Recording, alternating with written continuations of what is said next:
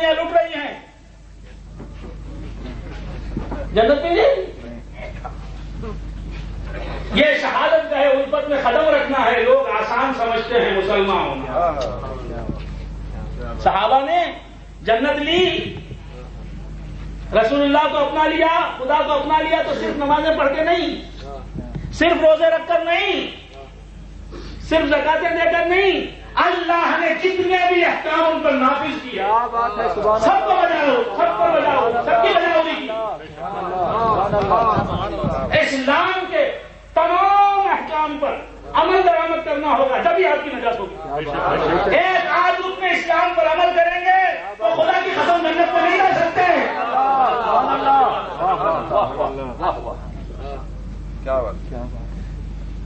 رسول اللہ نے جن جن باتوں میں کرنے کا حکم دیا ہے, ان باتوں پر عمل کرو گے تو جنت ملے گی. یہی ہے اسلام کا صحیح چہرہ. سبحان اللہ. یہی ہے وہ اسلام کی صحیح شان. کیا بات ہے. جنت میں جانے کے لیے کلمہ پڑھنا ہوگا, نماز ادا کرنی ہوگی, نمازوں کی پابندی کرنی ہوگی, زکاتیں دینی ہوں گی, روزے رکھنے ہوں گے. بات سمجھ میں آ رہی ہے. حج کرنا ہوگا. سرکار دو عالم صلی اللہ علیہ وآلہ وآلہ وسلم فرماتے ہیں کہ 4 چیزیں اللہ نے اسلام میں فرض کی. حدیث حضور فرماتے ہیں کہ 4 چیزیں اللہ تعالیٰ نے اسلام نے فرض کی ہیں. اگر کوئی ان میں سے 3 بھی بجا لائے تو کچھ فائدہ نہیں, جب تک کہ 4 بجا نہ لائے. کیا بات ہے. وہ کیا 4 چیزیں ہیں؟ کلمہ, نماز, روزہ, حج. نماز, روزہ, زکات اور حج. تو سمجھ میں آ رہی بات. کلمہ تو سبھی پڑھتے ہیں. بات سمجھ میں آ رہی ہے. اس لیے اس حدیث میں کلمے کا ذکر نہیں. نماز, روزہ, زکات, حج, ہر مسلمان تو کلمہ پڑھتا. کچھ سمجھ میں آ رہی ہے بات. حضور نے کیا فرمایا؟ اسلام نے, خدا نے 4 چیزیں فرض کی ہیں. اگر کوئی ان 4 میں سے 3 بھی بجا لائے گا, یہ چھوڑ دے گا, تو کچھ فائدہ نہیں, جب تک کہ 4 بجا نہ لائے. وہ 4 چیزیں کیا ہیں؟ نماز, روزہ, زکات, حج. بندگان خدا, آج زکات کی تبلیغ کرنے والا کوئی نہیں. بہت اچھی بات ہے. سبحان اللہ, سبحان اللہ. 1 سال اگر جن مسلمانوں پر زکات فرض ہے وہ اپنی زکات برابر شریعت کے مطابق نکال دیں تو ہندوستان میں کوئی مفلس نظر نہیں آئے گا. ہندوستان میں کوئی مسلمان پور نظر نہیں آئے گا, مفلس اور خنداش اور کنگال نظر نہیں آئے گا. ہماری دولت, ہمارے حصے کی دولت مالدار مسلمانوں کی تجوریوں میں جا رہی ہے اور کوئی بولنے والا نہیں ہے. رہبران اسلام ہونے کا دعویٰ کرنے والوں کو بھی سانپ سونپ گیا ہے. اللہ تعالیٰ مسلمانوں کو توفیق عطا فرمائے اور دانشور طبقہ جو ہے اس پر غور کرے. تو بندہ نے خدا عرض کر رہا تھا کہ ہم تبارک و تعالیٰ ارشاد فرماتا ہے. کیا ارشاد فرماتا ہے؟ وَلَا تَقُولُوا لِمَنْ يُقْتَلُ فِي سَبِيلِ اللَّهِ أَمْوَاتٌ. جو لوگ اللہ کے راستے میں قتل کر دیے جاتے ہیں انہیں مردہ نہ کہو, بل احیاء, بل وہ زندہ ہیں. وَلَٰكِن لَا تَشْعُرُونَ, لیکن ان کی زندگی کو تم نہیں سمجھ سکتے, ان کی حیات جاویدانی تم دیکھ نہیں سکتے. تمہاری آنکھوں کا قصور ہے, تمہاری سمجھ کا قصور ہے. کمزوری ان میں نہیں, کمزوری تم میں. معلوم نہیں ہوا اللہ کے ولی کی کے مقامات جو نہیں سمجھتا کمزور وہ ہے, اللہ کے ولی تو صاحب مقامات ہے.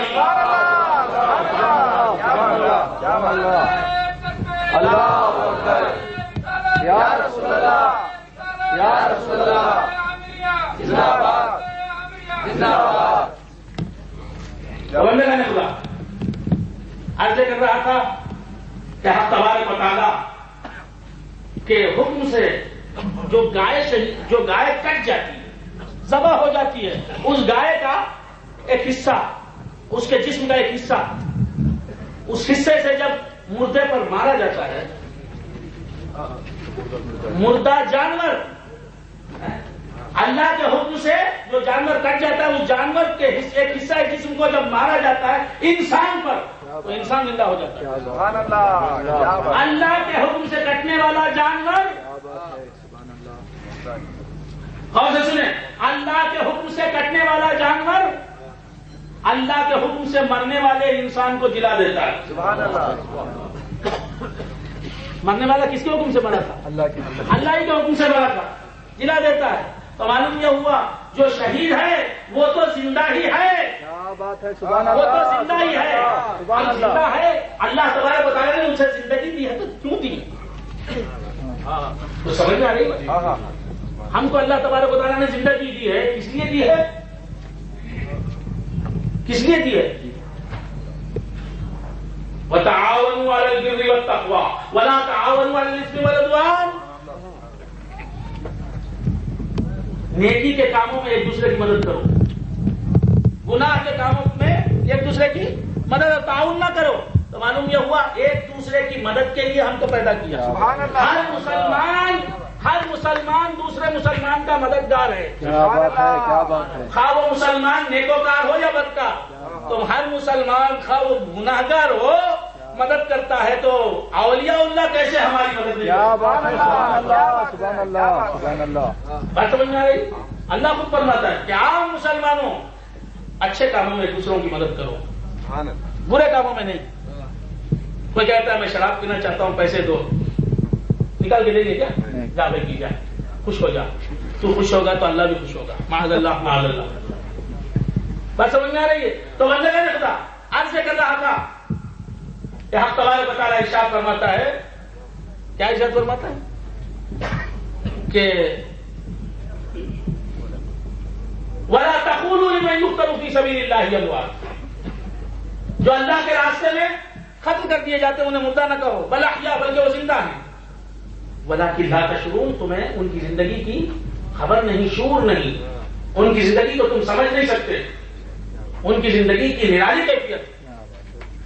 بات سمجھ میں آ رہی ہے؟ تو اللہ کے شہید زندہ ہیں تو کیوں زندہ ہیں؟ ہم زندہ ہیں دوسروں کی مدد کرنے کے لیے, وہ زندہ ہیں تو دوسروں کی مدد کرنے کے لیے.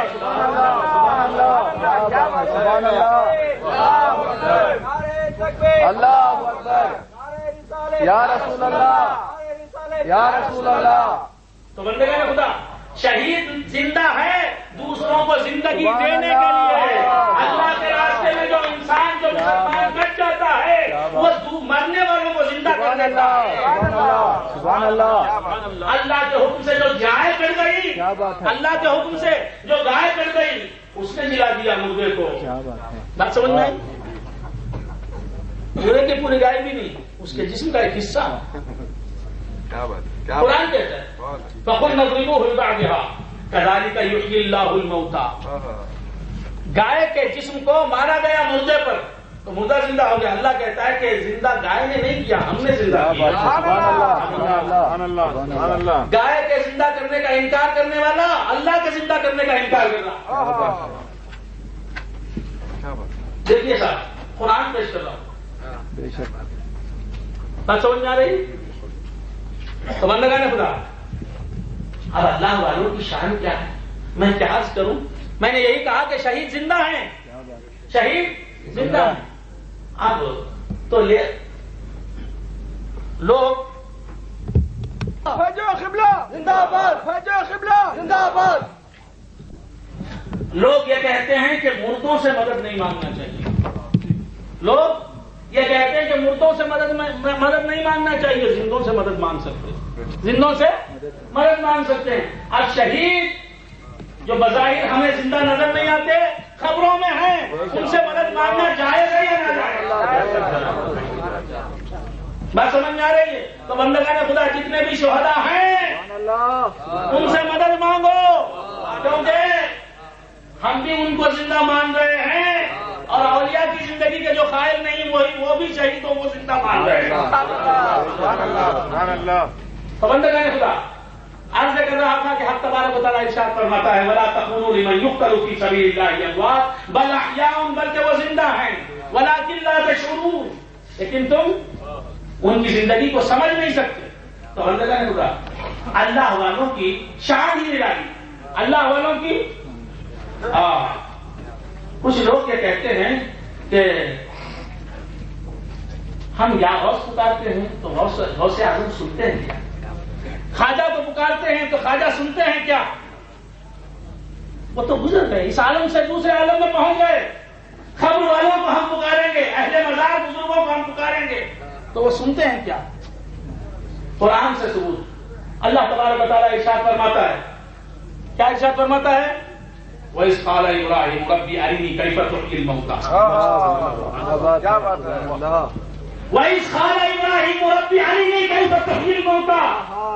یاد کرو اس واقعے کو، یاد کرو اس وقت کو جب کہ ابراہیم نے کہا، میرے نوجوان بھائی، میرا دانشور طبقہ، میرے پڑھے لکھے ہوئے لوگ غور سے سنیں کہ میرا آرگومنٹ جو ہے، میری بحث جو ہے کیسی ہے۔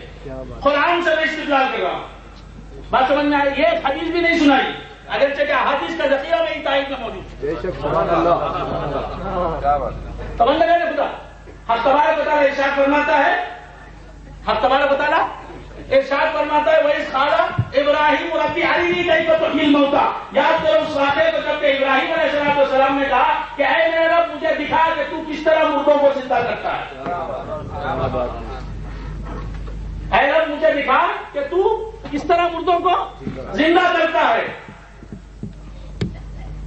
قَالَ أَوَلَمْ تُؤْمِنْ، اللہ تعالیٰ پوچھتا ہے حضرت ابراہیم علیہ السلام سے کہ اے ابراہیم کیا تم مومن نہیں ہو؟ کیا میرے مردوں کو زندہ کرنے کی صفت پر تمہارا ایمان نہیں ہے؟ کیا اس بات پر تمہیں ایمان نہیں ہے کہ میں مردوں کو زندہ کر سکتا ہوں، کرتا ہوں؟ خانا بڑا حضرت ابراہیم علیہ السلام نے فوراً جواب دیا کہ مولا کیوں نہیں، ولیکن لیطمئن قلبی، لیکن میں اپنے دل کو اطمینان دینا چاہتا ہوں۔ معلوم یہ ہوا سن کر ماننا الگ چیز ہے، دیکھ کر ماننا الگ چیز ہے۔ علماء سے سن کر مانو، صوفیاء کے پاس دیکھ کر مانو۔ سنا کے منواتے ہیں، صوفیاء دکھا کے منواتے ہیں۔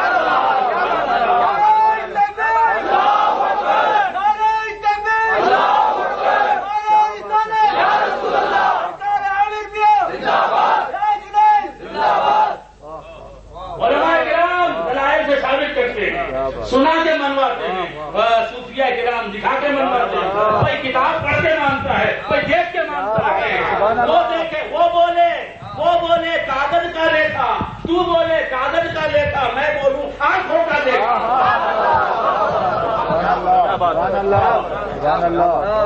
سنیدہ قیمت مانند دیدہ، سنیدہ قیمت مانند دیدہ، دیکھی ہوئی چیز سنی ہوئی چیز کے برابر نہیں ہوتی، سنی ہوئی چیز دیکھی ہوئی چیز کے برابر نہیں ہوتی۔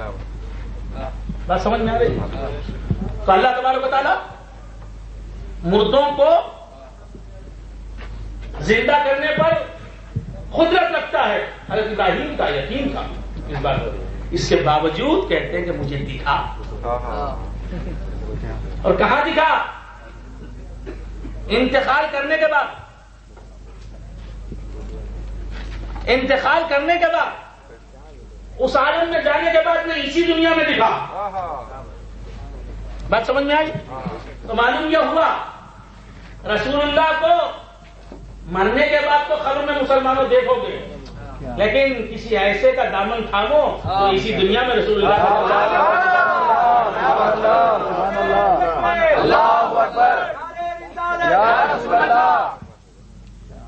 تو مجھے دکھا کیا بات ہے، ایسا تو علم ہوتا تو کس طرح مردوں کو زندہ کرتا ہے۔ اللہ تعالیٰ نے فرمایا اولم تؤمن، ابراہیم کیا تم کو میرے مردوں کو زندہ کرنے پر یقین نہیں؟